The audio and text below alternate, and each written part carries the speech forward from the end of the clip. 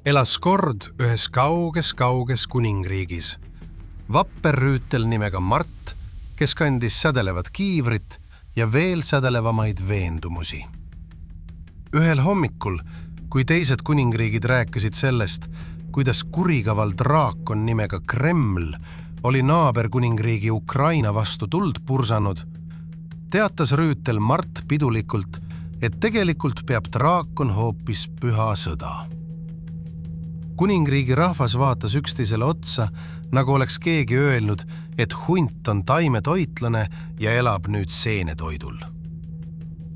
Püha sõda, kordasid nad hämmeldunult. Aga draakon põletab külasid, varastab varandusi ja ajab kõik põgenema. Jah, noogutas Mart targalt. Aga vaadake, kui pühalikult ta seda teeb.